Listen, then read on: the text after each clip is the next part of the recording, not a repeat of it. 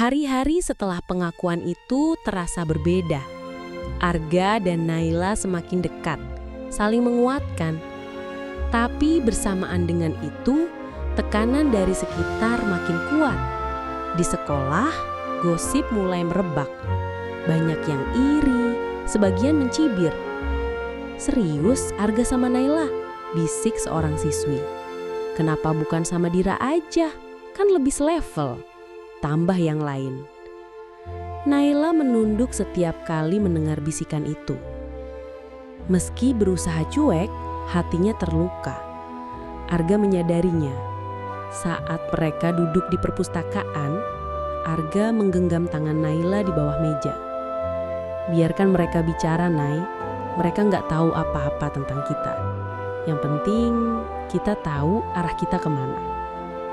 Naila tersenyum tipis, walau dalam hati ia masih goyah. Di rumah, tekanan semakin berat. Ayah Arga suatu malam berbicara tegas. "Arga, ayah sudah atur semua. Kamu harus fokus belajar, masuk universitas terbaik.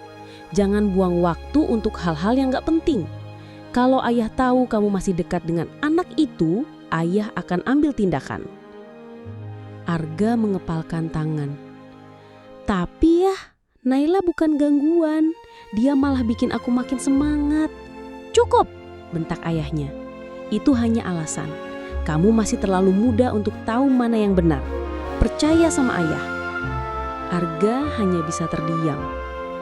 Dalam hati Arga, kenapa ayah selalu menganggap perasaanku gak penting?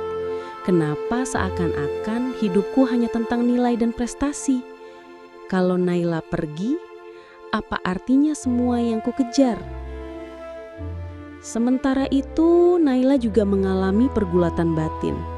Ibunya mulai sering mengingatkan, "Nay, kamu harus hati-hati.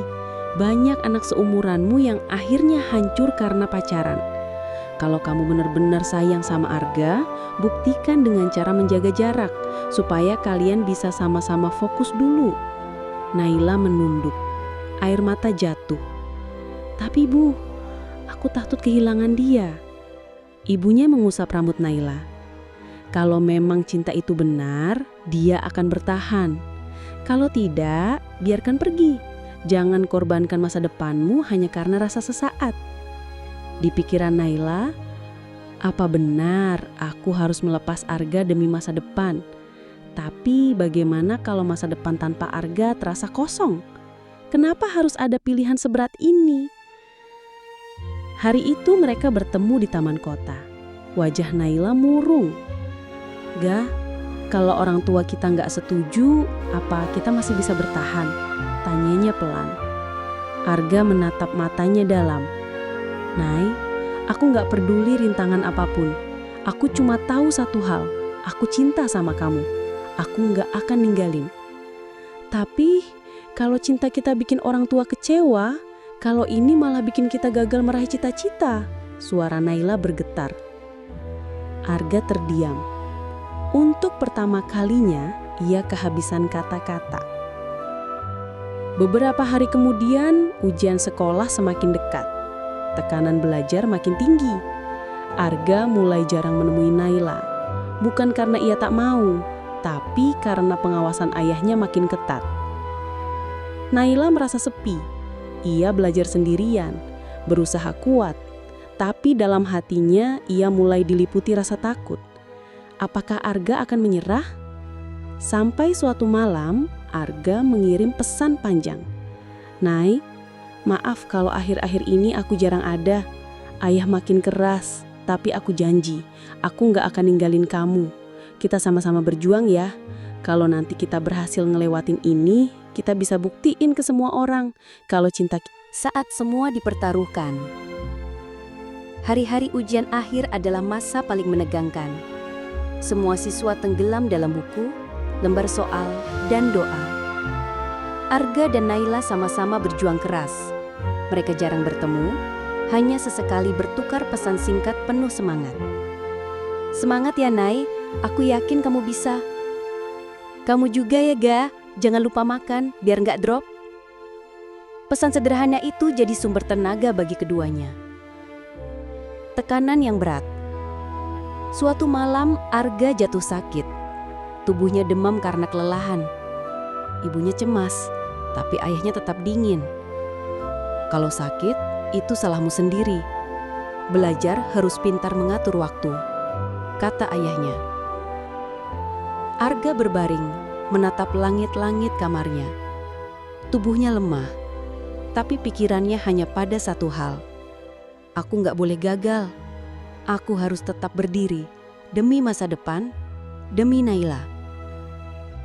Keesokan harinya, meski masih lemas, ia tetap masuk untuk mengerjakan ujian.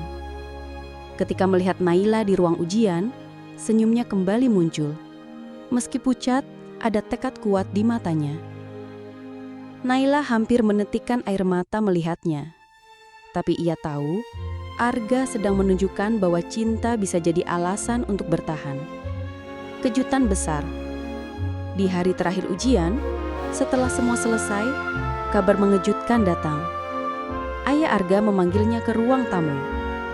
Arga, setelah ini kamu gak usah terlalu dekat dengan Naila lagi. Kenapa ya? Ujian sudah selesai, aku gak ganggu apa-apa lagi. Ayahnya menghela napas. Ayah sudah dapat tawaran beasiswa untukmu di luar kota. Kalau kamu pergi, kamu bisa punya masa depan cerah.